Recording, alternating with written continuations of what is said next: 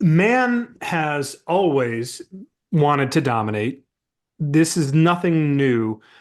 It seems to me that what you see around the world is a recognition of the power of religion, not as a substantive device for persuasion, but as a symbolic vessel for subjugation and for domination ultimately.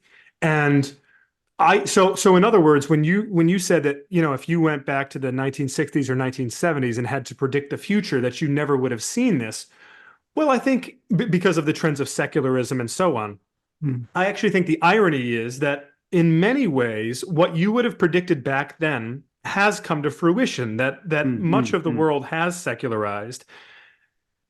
But simultaneously, what has happened, I think, in parallel, is that ambitious, powerful people have become ever more sophisticated, ever craftier, ever sneakier, and more effective ultimately in sort of shape-shifting religion and religious traditions and merging them with sort of base tribal identities Hmm. and making them almost customizable to fit political movements and cultural moments that lend.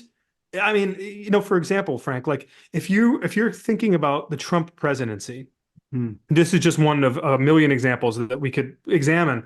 But something very fascinating happened, sociologically speaking, during Trump's presidency. You saw for 4 years, the data showed that more and more white Trump supporters were self-identifying as evangelical, while fewer and fewer white Trump supporters were going to church every Sunday. Hmm. Hmm. So what that's telling you something, right? It's Yeah. telling you that Yeah. that evangelical is a marker of a shared tribal identity, but it Hmm. has nothing to do with any spiritual or religious substance. Hmm. And I think that same dynamic is what you see, whether it's, my wife happens to be Indian, and I know a fair bit about the domestic political happenings in India. It's the same thing with Hindu nationalism. This is not Hindu nationalism in India right now is not reflective of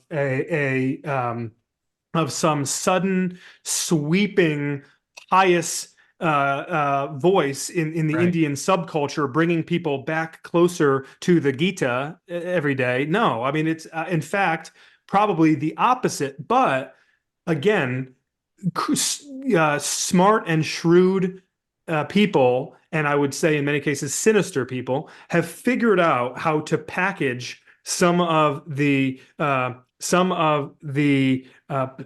power and the seductive nature of an organized religious movement Hmm. with the ends and the ambitions of a sort of cultural tribal quest. And that's what you see.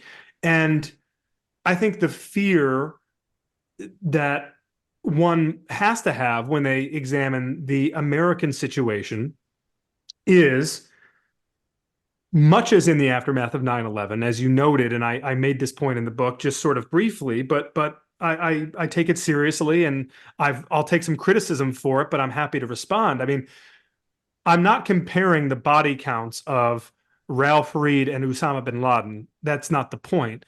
But the reality is, in the aftermath of 9/11, there was a long conversation in American life around where are the moderate Muslims? And in the West more broadly, where are the moderate Muslims who can speak to and help to counteract and diffuse the extremism that we see coming from radical Islam?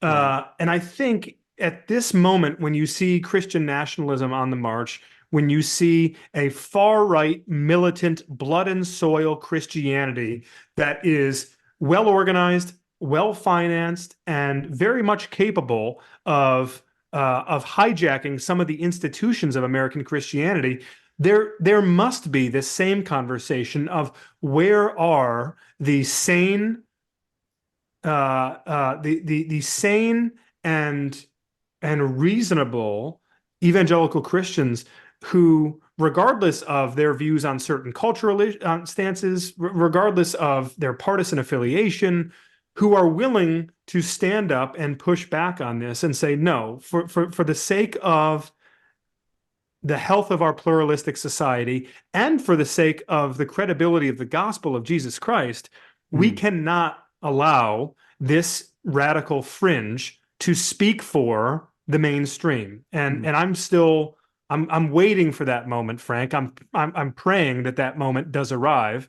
And I think the next couple of years are going to be quite pivotal in determining whether or not we see such a moment.